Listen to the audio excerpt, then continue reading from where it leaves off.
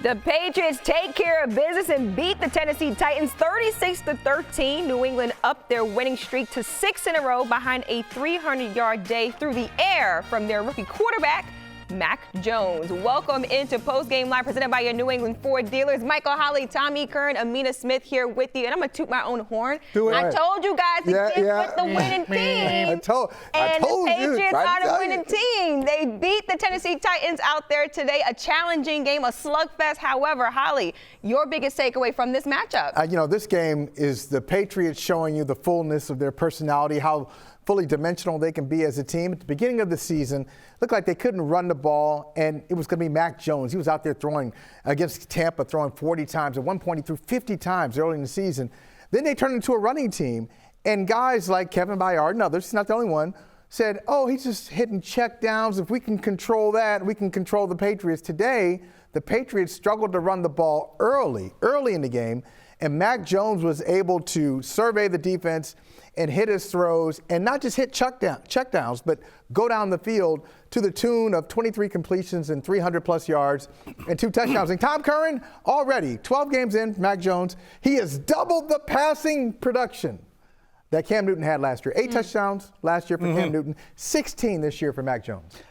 I'm going to make it even more overarching, and this is what the Patriots have to do if they are going to be actually the number 1 seed and not just the number 1 seed on paper, which they are right now. You have to beat a team that is depleted but prideful when you can, and you have to sap away all of their enthusiasm and intensity, and that's what the Patriots did in the second half of this game against the talented, prideful Tennessee Titans team that had only lost 3 games prior.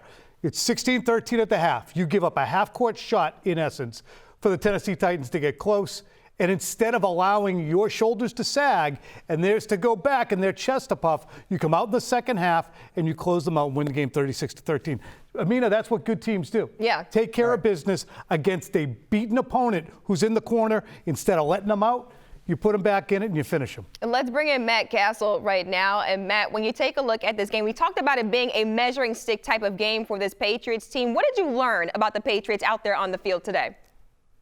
What I loved about it was the adaptability that the offensive unit had. Holley just talked about it. Look, the run game has been something that they've leaned on, and we kind of started to look at this team as a run-first mentality, obviously with the backs and the offensive line. Today it wasn't working, but they were able to adapt. They were able to adjust, and once again, they went back to Mac Jones. They said, look, we can't run the ball, but we need you to make plays, and he was able to make plays all day long. The receiver group, I was really impressed with them, being able to go out and step up, make plays in traffic, in good coverage at times, and just the overall execution by this offensive unit. Look, they punted 1 time, and yes, they're going to go in and they're going to clean up the red zone, say we've got to have more scores and be more consistent in the red zone. But overall, it was a good game to see that they're able to adapt and get that passing game going the way that they need to down the stretch. If for some reason this run game wasn't operating on all successful levels like it has been. I think that coming off of this win, the immediate focus will be on, as it should be, where do the Patriots need to get better to continue to be the team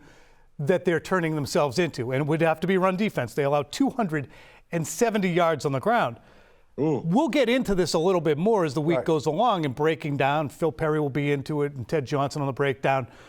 But I think this had less to do with scheme and getting out toughed and simply missing tackles. Devin McCourty's still one of the faster players in the league. He took a bad angle on that 68-yard touchdown run by Hilliard. We also saw another long run by Chuck Foreman. Yeah, Chuck Foreman. We're trying to make him related to Chuck Foreman somehow. Distant relative. Patriots had really nicely created the wall that they want to, and then they missed the tackle at the point of attack. So 270 yards, you can't live with it, can't have it. It's still 38 carries, 200 yards if you take that 68-yard carry out.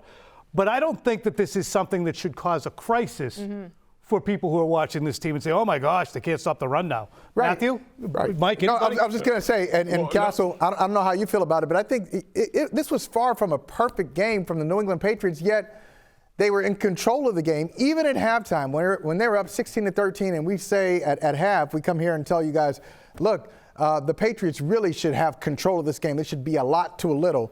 And ultimately, that's what happened. But this is a perfect situation for Bill Belichick. he can go, Matt, to his team and say, hey, good job. We're 8-4. 8 wins doesn't get you anywhere in this league. We're winning our division, but there are some things we can clean up. Matt, you've heard the speech 100 times, right? That's exactly what he's going to say to these 100%. guys. 100%. Right.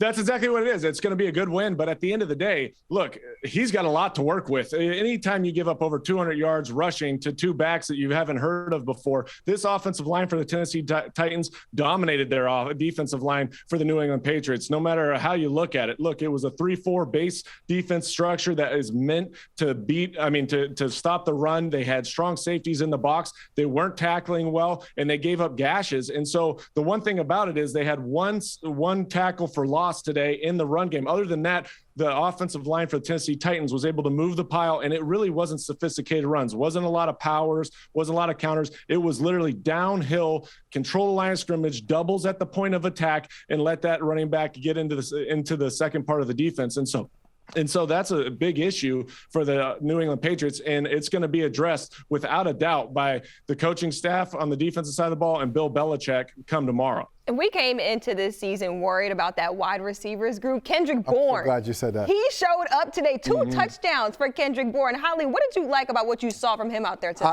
I'm glad you started off that way, Amina. You know, it was just a couple weeks ago, it seems like it, when we were talking about Odell Beckham Jr. And how many teams are going to be in the market for him. Do the Patriots need a guy like that? And the Patriots have been fine. I think Mac Jones has figured out which guys to go to in different situations. So in the red zone, most of the time, and he missed him today on a longer throw, in the red zone, mostly he goes to Hunter Henry. But Kendrick Bourne has come up with some great plays. This was a great throw right here to Kendrick Bourne. Insane. Where, good coverage by Byard. I mean, but footwork is outstanding. But he to get 2 feet, look at his footwork here, and the great catch. And then his second touchdown, where he is able, footwork once again, able to work that sideline, stay in bounds, and miss the push out, the attempted push out from number 55, who had a really rough day, and to get a score there. So this is they can win with these receivers. They absolutely can. I would say bookmark that conversation about OBJ, because I still think they need a better red zone threat.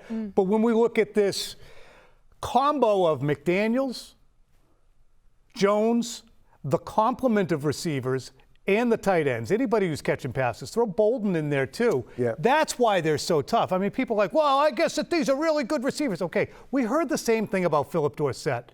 They're fine, but if they understand their roles and they play with good intuition and instinctiveness.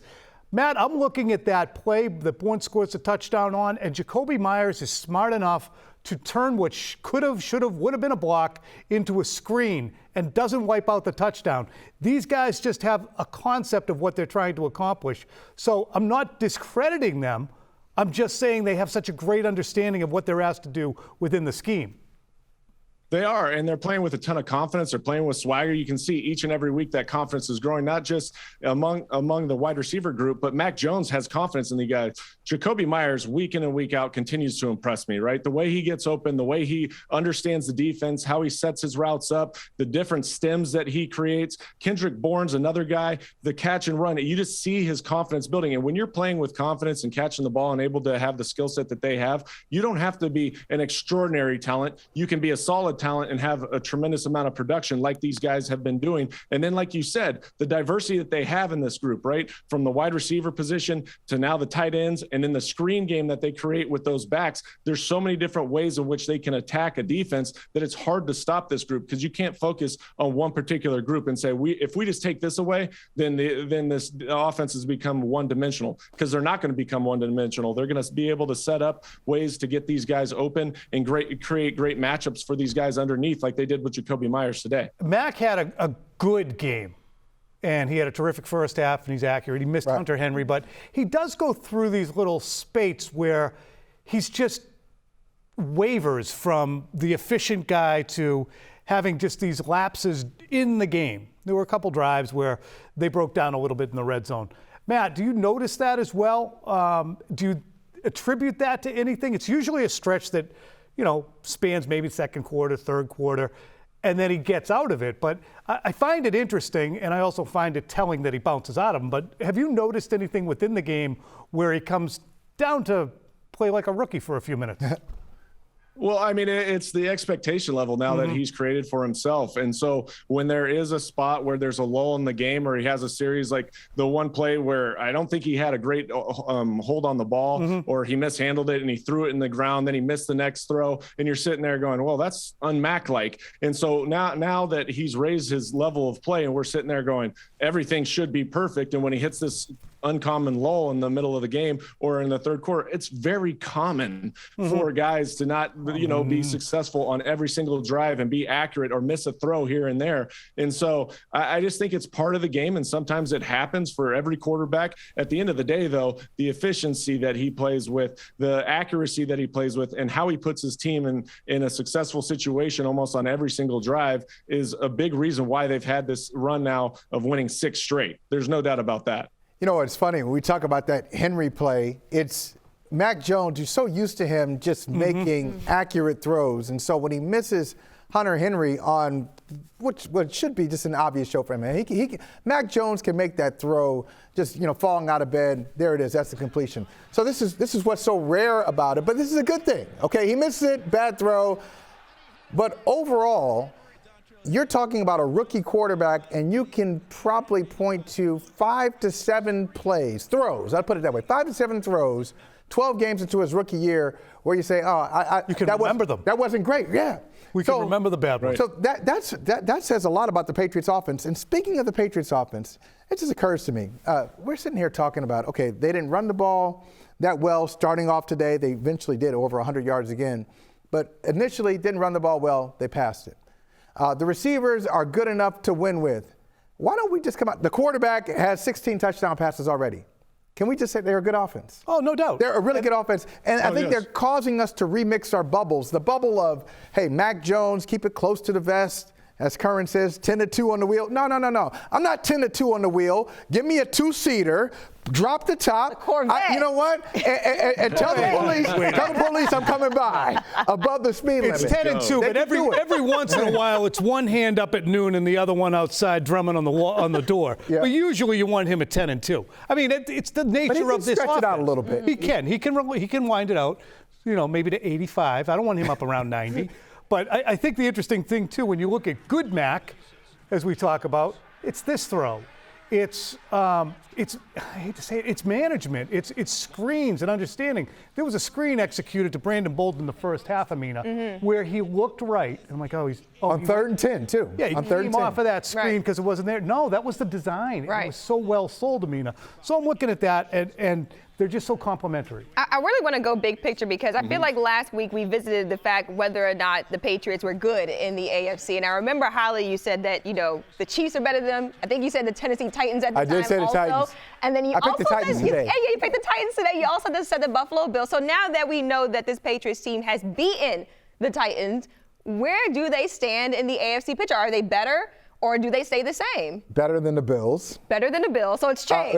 Okay, they're better than the Bills. They're better than the Titans. Why don't you go TBD on that? And no, they're better than the Bills. They are not better than the Bills. We don't. They're not worse than the Bills either. Oh, it's TBD. Oh, come on. No, you can't play Come on, take a stand. Take a stand. I want a footprint. Put your footprint down. Straddling. Say it with your chest. Come on, Cassel, can you believe this? Until next Monday. He's straddling. We got to figure this out. That's why it's era of hot takes. We don't even get a hot take. It's TBD because it's the next freaking game. That's what's so great about this stretch is the Patriots just dispatched what was the number 1 seed in the AFC. But now, next Monday night, here at Gillette, unless I'm mistaken, and I just had it up, now I don't. They're here, right? Who knows? For this first one? Who knows? It's a night game, December 6th. They're at the Bills. Thank you very much. They're at the Buffalo Bills. So they're at the Bills. That is, again, so, okay, the Patriots got a break. They got to beat up Tennessee team.